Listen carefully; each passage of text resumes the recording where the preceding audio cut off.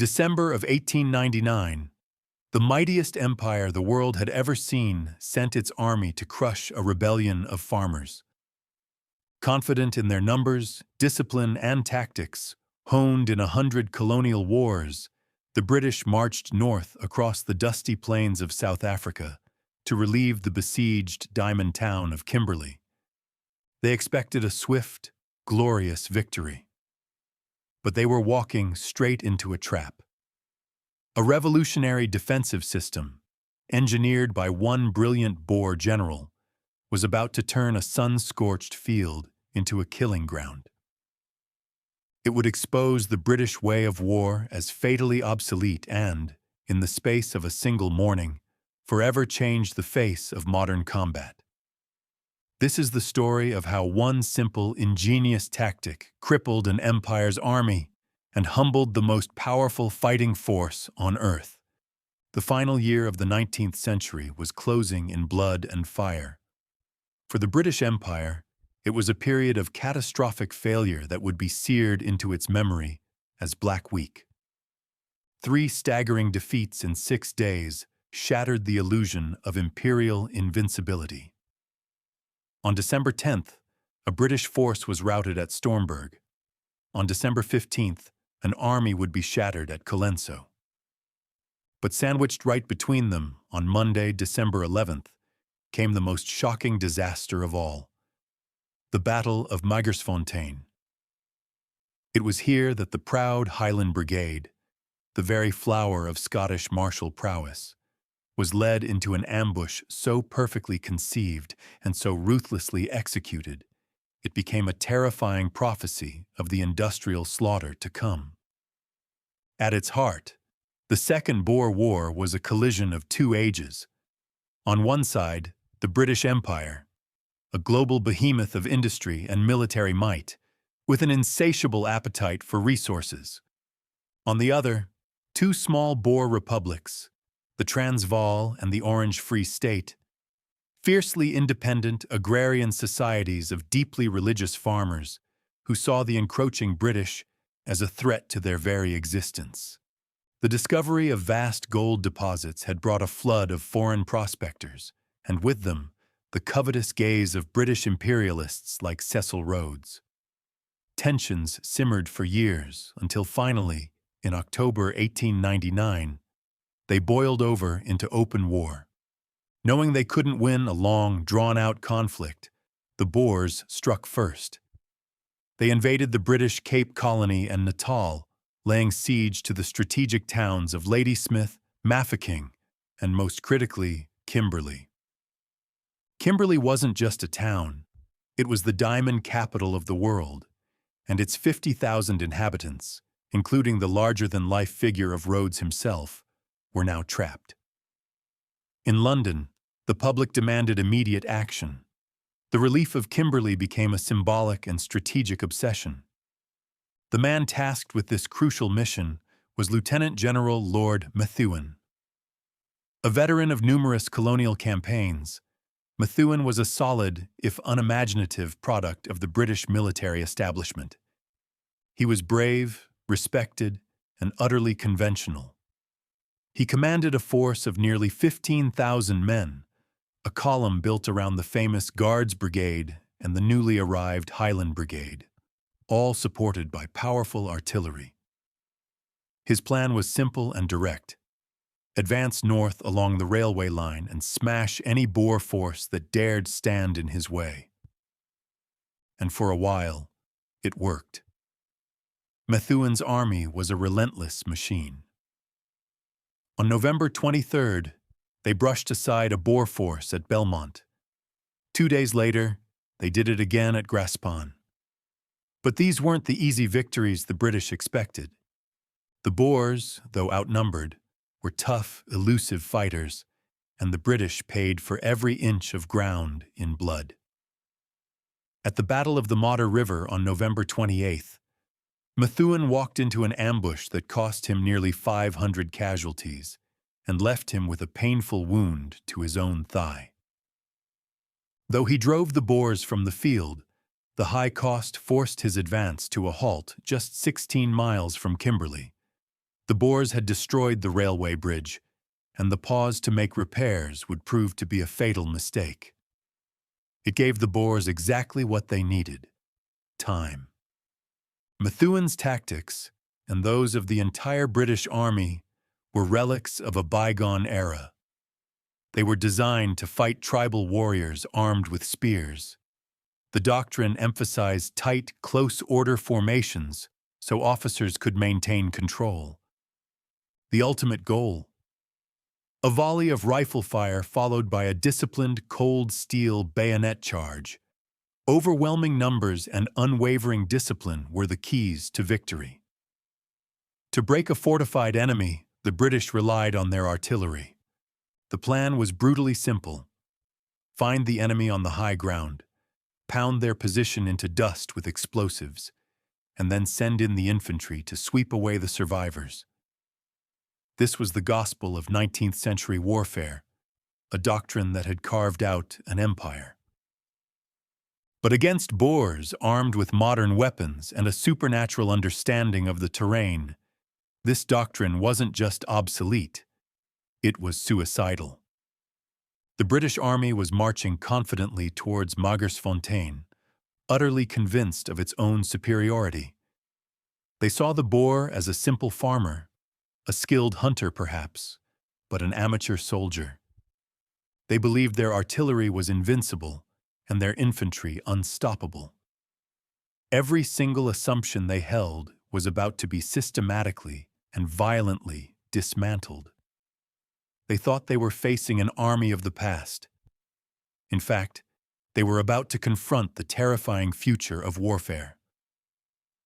As Methuen's army licked its wounds, the Boer commanders gathered.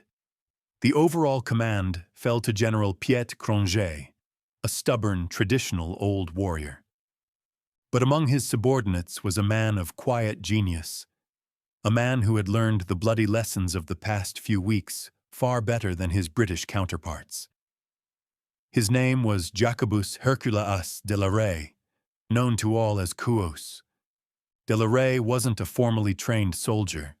He was a farmer who had gained his experience in frontier wars. He was a tall, stern, deeply religious man. But that rugged exterior hid a brilliant, analytical mind. He had watched with growing frustration as Boer commandos repeatedly occupied the crests of hills, or kopjes, only to be blasted off them by superior British artillery. At the Modder River, something had clicked. De la Rey had told his men to dig in along the low-lying riverbank. It was there, in those hastily scraped-out shelters, that the Boers had inflicted such heavy casualties on the British. The lesson was clear. High ground was no longer a sanctuary. It was a death trap. The real power of their new rifles lay in grazing fire across a flat, open plain. So now, as Cronje planned to fortify the prominent Magersfontein hill, de la Rey vehemently objected. He knew that if they occupied the slopes, Methuen's artillery would just repeat the process, turning the hill into a storm of rock and steel. The British expected them on the hill. It was the predictable move, and for that very reason, it was the one thing they must not do. De la Rey's plan was so counterintuitive, it was revolutionary. Forget the hill, he argued. They would dig their defenses in front of it, on the flat ground at its base. There, they would be invisible to British reconnaissance, and most importantly, they would be underneath the arc of the British artillery shells aimed at the hill behind them. The plan was met with skepticism, but with the backing of President Martinus Stein, de la Rey won the day. Cronje reluctantly agreed. Immediately, the Boer fighters, some 8,500 of them, set to work. Under de la Rey's direction, they engineered a defensive masterpiece. For nearly 1,000 yards, they dug a line of deep, narrow trenches. But the true genius was in their concealment. The excavated earth wasn't piled high in a telltale parapet. Instead, It was spread thin and covered with grass and stones. The final, brilliant touch was placing bushes along the front, perfectly camouflaging the firing slits and making the entire position vanish into the veld. The trenches were so well hidden that the plain appeared completely undisturbed. The deception was layered. While the main force was hidden below, de la Rey placed a few small units on the hills behind them. These men were deliberately armed with older Martini Henry rifles, which used black powder and produced a thick cloud of white smoke with every shot. This was designed to confirm the British belief that the main Boer line was on the high ground, drawing their fire away from the real threat. The weapon at the heart of this new tactic was the German-made Mauser Model 1895 rifle. It fired a high-velocity 7mm round with a flat trajectory, perfect for sweeping a battlefield with deadly, accurate fire. It used smokeless ammunition, rendering the rifleman almost invisible, and could be reloaded in seconds. De la Rey had devised a tactic that perfectly married the Boers' superior marksmanship with the technical advantages of their rifles. Back at the Modder River camp, Lord Methuen was finalizing his plan, tragically unaware that his every assumption was wrong.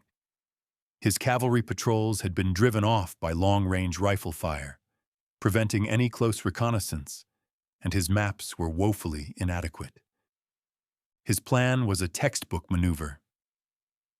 On the afternoon of Sunday, December 10th, his powerful artillery would unleash a massive 2-hour bombardment on Magersfontein Hill.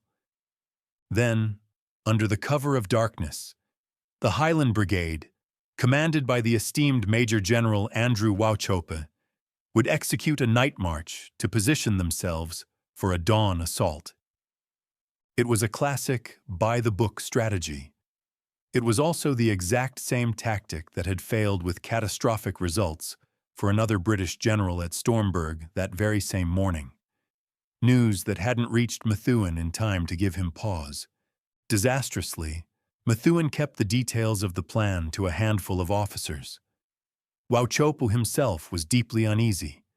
He was a seasoned veteran, but a night march over unfamiliar, rough terrain was a recipe for disaster. He argued for a flanking attack, but was overruled. As dusk fell on December 10th, the British guns opened up. For 2 hours, shells rained down on Magersfontein Hill. The Boers in their hidden trenches watched the spectacle in complete silence, untouched by the storm raging over their heads. At midnight, in the pitch black of a brewing thunderstorm, the Highland Brigade, the Black Watch, the Seaforth Highlanders, the Argyll and Sutherland Highlanders, and the Highland Light Infantry began its march into history. To maintain cohesion in the disorienting darkness and driving rain, the men advanced in a dense mass, a block of over 4,000 men, marching blindly toward an enemy they didn't know was there. The night was hellish. A torrential downpour soaked the Highlanders, while thunder and lightning intermittently revealed the menacing silhouette of Magersfontein Hill ahead. The men stumbled over rocks and through thorny scrub, their formation becoming a mess in the dark. As the first hint of a gray, dismal dawn began to break, the brigade halted. They were dangerously close to the hill. General Wauchope, having been told they'd reached the correct position, gave the order for the men to deploy from their dense marching column into an attacking line. It was in that moment of terrible vulnerability, as the leading companies were just beginning to spread out, that the trap was sprung. From the silent, invisible trenches just 400 yards away, a single deafening crash of coordinated Mauser fire erupted. A sheet of lead ripped through the tightly packed ranks of the Black Watch. In the first 5 minutes of the battle, as many as 700 British casualties fell. The Highland Brigade, caught in a perfect killing zone, simply disintegrated. General Wauchopa was killed almost instantly, shot down within 200 yards of the Boer trenches. With his death, command and control evaporated.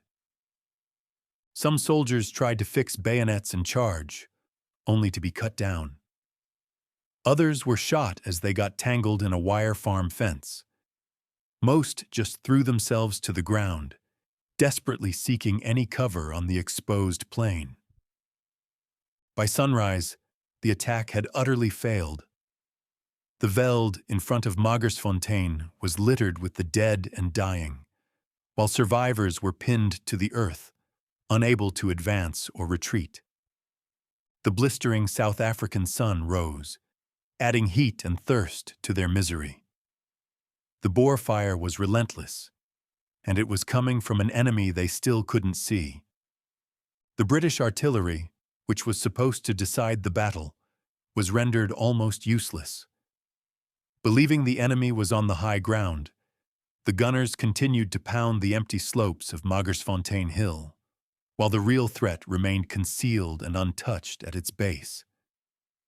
Tragically, some of the British shrapnel burst short, raining down on their own trapped infantry. Throughout the long, agonizing day, there were incredible acts of heroism. Medics and soldiers risked their lives to bring water to the wounded.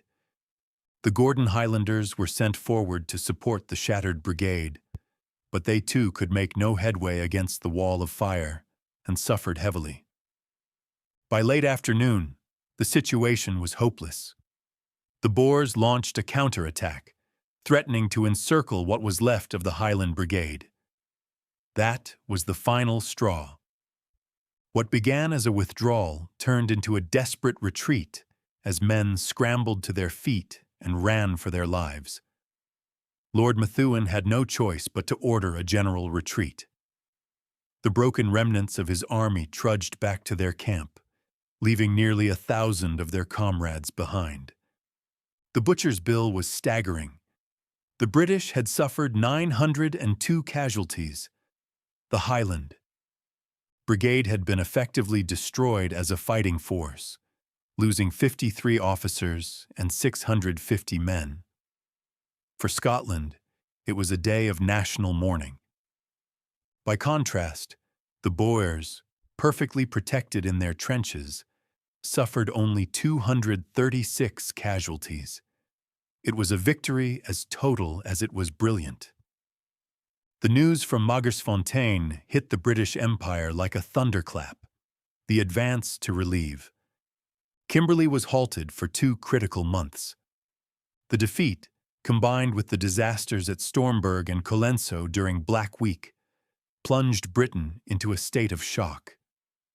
The myth of imperial invincibility was shattered, but Magersfontein's impact went far beyond just one battle. It was a brutal, bloody lesson in the realities of modern warfare. The battle starkly demonstrated that frontal assaults against an entrenched enemy armed with modern rifles were obsolete. The age of massed formations and the bayonet charge was over. The future belonged to the trench, to camouflage, and to the devastating power of defensive firepower. That simple trench, dug by farmers at the direction of Koos de la Rey, was a terrifying prophecy.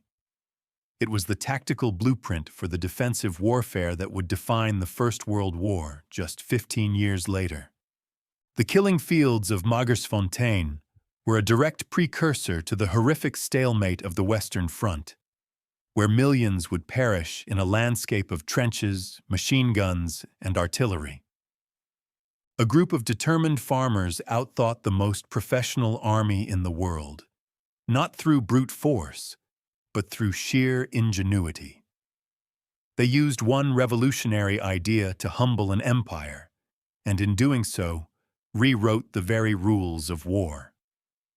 If you found this analysis of military innovation and its dramatic consequences compelling, be sure to subscribe and hit the like button for more stories about the pivotal battles that changed history. Let us know in the comments which other engagements you would like to see us cover. Thank you for watching.